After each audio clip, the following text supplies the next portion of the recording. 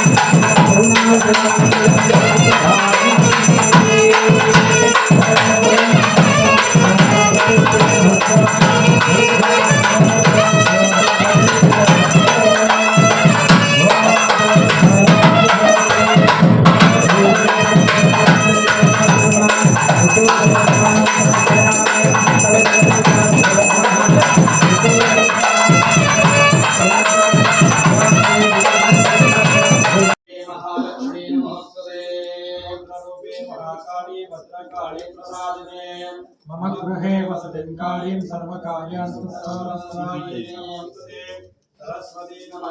वरदे कामरूपिणी पूजारम्भं करिष्यामि सिद्धिर्भवतु मे सदा।